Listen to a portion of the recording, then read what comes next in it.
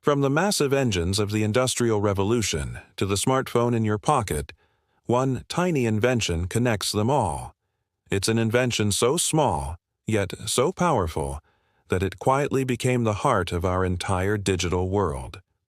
Today, we're diving deep into the untold story of the semiconductor and how it all began. Our story starts in 1833. Imagine London, buzzing with the energy of the Industrial Revolution. Steam engines roaring, telegraphs clicking, and factories churning. But away from all that noise, in a quiet laboratory, a 23-year-old genius named Michael Faraday was experimenting. He was heating a dark mineral, silver sulfide, and passing electricity through it. And then he saw something strange. As the material got hotter, its electrical resistance dropped. This was the complete opposite of how metals behaved.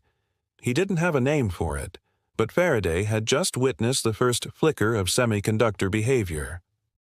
Let's jump forward about 60 years to the 1870s. A German physicist, Ferdinand Braun, discovered that certain crystals allowed electric current to flow in only one direction. This was a mind-blowing revelation. It was the first hint of what we now call a diode, but at the time it was dismissed as just an electrical curiosity, its true potential hidden. Then, in 1904, John Ambrose Fleming introduced the vacuum tube. It was a game-changer. It could amplify signals and switch them on and off, much like a modern transistor, but it had a massive flaw, literally. Vacuum tubes were enormous, fragile, and devoured power. The first electronic computers built with them filled entire rooms. Humanity desperately needed something smaller, smarter, and faster. That need became critical during World War II. The explosion of radar technology demanded better materials for detecting radio waves. At Bell Labs in the United States, a brilliant scientist named Russell Ohl was working with silicon crystals. One day in 1940, he was testing a damaged silicon sample. As he worked, he noticed something incredible. When light hit a crack in the crystal, it generated electricity. That cracked piece of silicon became the world's first solar cell. More importantly, Ohl realized that impurities in silicon, what we now call doping, could precisely control its conductivity. He had just uncovered the fundamental principle behind the semiconductor junction. The stage was now set for a revolution. After World War II, Bell Labs assembled a dream team of scientists.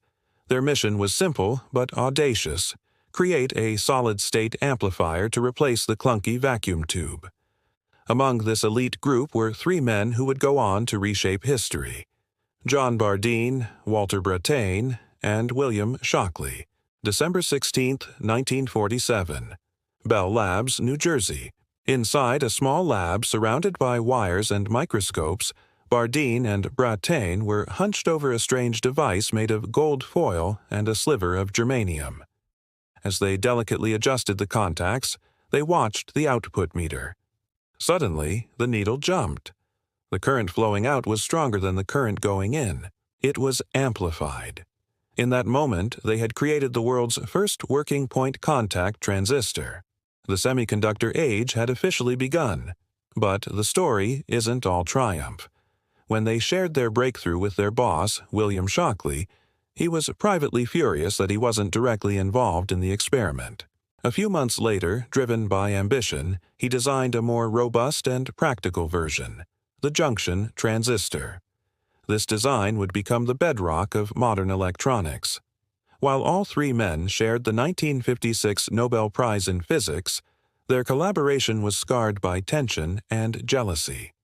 Shockley's overbearing management style eventually pushed Bardeen and Brattain away. The transistor was a monumental team effort, but it was also a deeply human drama of broken friendships. Soon, the impact of their invention began to ripple across the world. The first portable transistor radios hit the market in the 1950s, changing how we listened to music and news. Then came the first transistorized computers, like the IBM 1401. Machines that once occupied entire buildings could now fit neatly on a desk. The world was shrinking, and it was all powered by tiny pieces of silicon. But a new challenge emerged. As circuits became more complex, wiring thousands of individual transistors by hand became a nightmare. The solution came in 1958 from another quiet genius, Jack Kilby, at Texas Instruments. While his colleagues were on summer vacation, Kilby had a breakthrough idea. He figured out how to build all the necessary components, transistors, resistors, and capacitors, on a single piece of semiconductor material. He had just invented the first integrated circuit. Just a few months later, Robert Noyce at Fairchild Semiconductor independently conceived a similar idea, creating a more practical version using silicon. These two men, with one revolutionary concept, became the fathers of the microchip. The race was on. Throughout the 1960s and 70s, companies like Intel and Fairchild battled to make chips smaller, faster, and cheaper.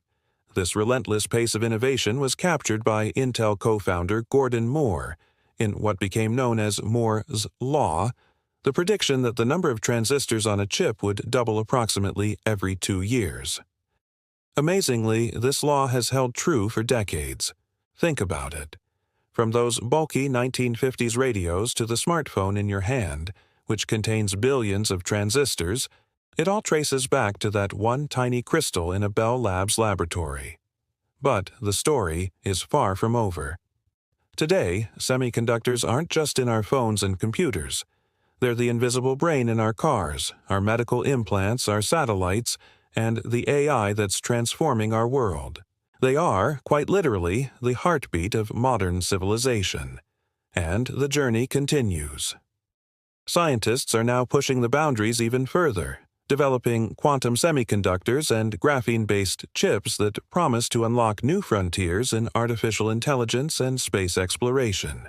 The very same principle that Michael Faraday stumbled upon nearly 2 centuries ago is still driving us toward the future.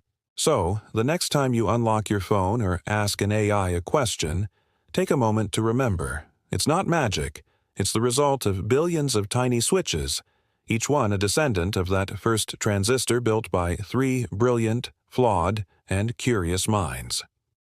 One discovery, 3 scientists, and a crystal smaller than your thumbnail gave birth to our digital universe. It just goes to show you, even the smallest ideas can change the world. If you enjoyed this journey through the history of innovation, make sure to hit that like button and subscribe for more stories.